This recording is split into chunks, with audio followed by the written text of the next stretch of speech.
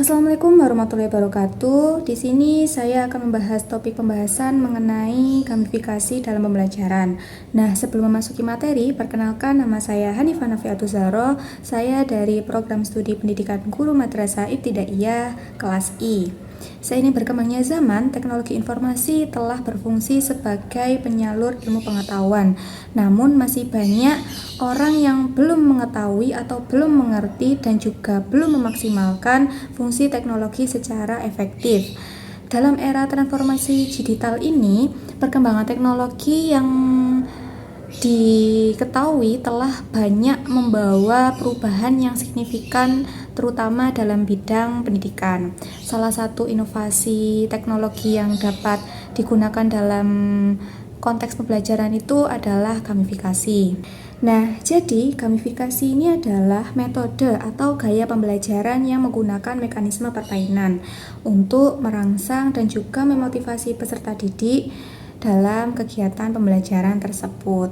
Konten pengetahuan dalam gamifikasi ini disampaikan dalam bentuk simulasi permainan di mana hal tersebut dapat mendorong peserta didik untuk lebih terlibat di dalam kelas.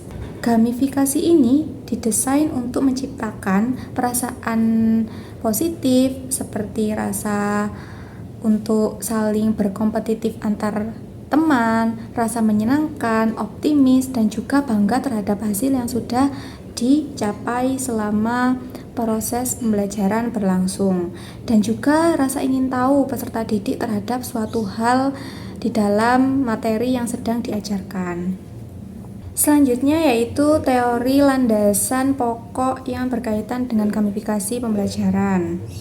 Yang pertama itu ada teori dari Vollmer di tahun 2015. Menurut Vollmer, gamifikasi pembelajaran ini merupakan penerapan permainan yang pengembangannya itu berdasarkan umpan balik pemain. Artinya, gamifikasi ini diterapkan dalam pembelajaran yang memiliki pengaruh positif atau dampak positif terhadap peserta didik seperti memotivasi dan juga mengembangkan potensi yang dimilikinya. Kemudian yang kedua yaitu ada teori Piaget di tahun 1962. Nah, menurut Piaget menyatakan bahwa pemilihan dalam gamifikasi atau permainan itu sangat penting, seperti tipe permainan, genre, platform, dan juga teknis permainan yang sesuai dengan tujuan pembelajaran dan juga situasi kondisi yang sedang dihadapi pada saat itu. Hal tersebut itu dapat meningkatkan aktivitas kognitif siswa dan juga afektif psikomotorik anak. Yang ketiga yaitu ada teori Herger di tahun 2021. Menurut Herger ini menyatakan bahwa gamifikasi memiliki teknik dari berbagai bidang yang bertujuan untuk mempelajari konsep dasar dan juga menumbuhkan antusias dari peserta didik ketika melakukan gamifikasi dalam pembelajaran. Kemudian setelah membahas mengenai landasan teori, kita akan lanjut membahas mengenai tantangan dan juga peluang untuk mengembangkan pembelajaran di sekolah dasar. Yang pertama yaitu ada tantangan, ada kurangnya pemahaman guru terhadap konsep gamifikasi. Masih banyak guru atau pendidik yang belum memahami konsep gamifikasi secara baik, sehingga ketika diterapkan di dalam kelas, banyak peserta didik yang masih belum bisa terkoneksi dengan gamifikasi tersebut. Yang kedua yaitu strategi yang digunakan guru itu cenderung seperti memberi hadiah, memberi hukuman, sehingga hal tersebut itu dapat memecah tujuan utama atau tujuan pembelajaran utama dalam pembelajaran. Yang ketiga yaitu guru mengusahakan dan juga memastikan bahwa platform atau aplikasi yang akan digunakan di dalam pembelajaran itu dapat digunakan dan juga diakses secara mudah. Kedua yaitu peluang dalam mengembangkan pembelajaran di SD. Yang pertama ada lingkungan yang menyenangkan dapat meningkatkan pemahaman peserta didik, terutama keterlibatan peserta didik.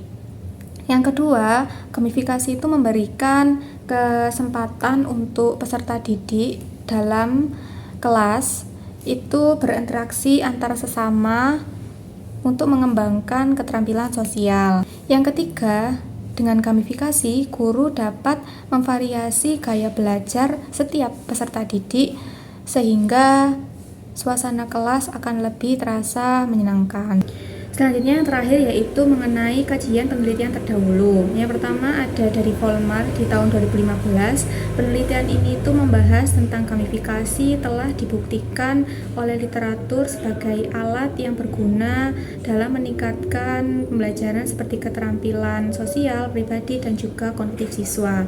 Namun keterbatasan tersebut dan juga kerugian tetap ada mengingat keterbaruan yang relatif dalam lingkungan pembelajaran. Selain itu, penelitian terdahulu juga mengungkapkan bahwa pengaruh positif gamifikasi terhadap kemampuan kognitif peserta didik itu benar. Yang kedua yaitu Elson dan Ferguson di tahun 2013. Penelitian ini mengkaji tentang gamifikasi yang menghasilkan data bahwa memiliki dampak buruk atau dampak negatif seperti efek kecanduan. Contohnya ketergantungan terhadap teknologi atau media digital. Next, yang ketiga yaitu Herger di tahun 2021.